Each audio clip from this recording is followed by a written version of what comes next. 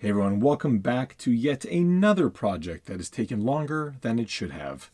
This, of course, is our Nikko Bison, or the livery that is currently dressed up as here is the Sears Super Lobo. We left off last on completing our transmission, or our transaxle I should say, but our broken pivot point was proving to be an issue. So what I went ahead and did is 3D printed a new version. Comparing it to the good side, we can see that they look different, and the reason for the significant boss in the new one is because now we are not going to use the collar, and the entire shaft will now be embedded into this boss here to make it simpler to remove the transmission if we have to. So the first thing I want to do is remove the other collar because we're not going to use that either.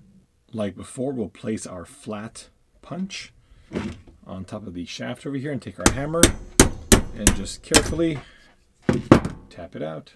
Now, like with almost all 3D printed materials, please remember that these parts will need to have some post-processing. These through holes will have to be drilled out with a 2.5 through 2.7 millimeter drill bit to get any residual material out. And the same is true with this one right here on the side. This inside hole needs to be cleaned out with a 5 millimeter bit. And that is simply to prevent any of the extra leftover material or support material from clogging anything and binding up the system. You also want to make sure that the inside seating surface is completely cleaned out of any support material or leftover printing material that'll cause it to bind. I found there to be some flash on some of these discs, these rubber discs that were in the transmission, and I don't want to have any binding, so I'm just trimming those straight off. Okay, at this point here we can begin, so I'll just pick one of these sides and we'll simply push in the little grommet like so. We can now pass this through the transmission. There we go. And on this side over here, make sure you put that rubber disc in as well.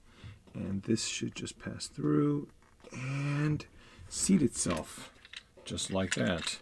We should have pretty free movement here.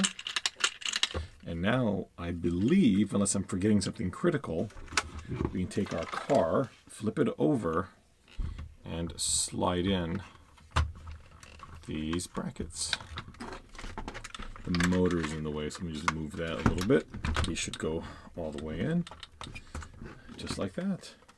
I'm going to try and put the motor in. The motor is screwed into place, and before we even think about bolting the trans permanently in, we need to make sure that we reassemble the rear shocks. These are fixed at both ends, and technically we can pop them off, but I don't want to go down that path at this point anyway, so we'll just flip that in like that.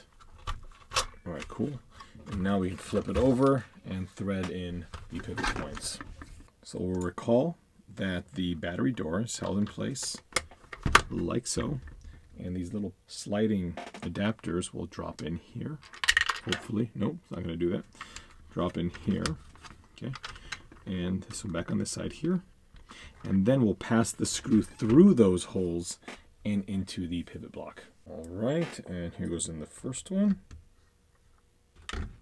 Okay, that's all four of them, and next we'll do the same thing with the mounting point for the Nerf bar, and again we'll just take our same screw and we'll just thread it in there. Okay, that's in. Our pivot blocks are in. Do we still have suspension? And we do have suspension. That's always nice. Great. And there's our Nikko. Very nice. I'm quite happy to see that. This car has never actually had suspension in the rear because that block has always been broken. As usual, that took longer than I would have expected. We still have this broken front bumper, but we'll see what we're going to do. That's a considerable amount of work. And right now I just want to get this thing on the road and see how it drives around. So that means the next time you see this will in fact be for our buyer's guide. So thank you for sitting through all of this nonsense. Our Nikko now does have full bearings. Feels very nice. And I think it should run equally as well. Stay tuned, we've got some videos on the Project Bandit coming up very soon. Not to mention the Traxxas TRX4 Bronco finally went out for a drive, and that's all on video. Those will all be up soon. And again, thank you all so much for watching. We'll see you next time.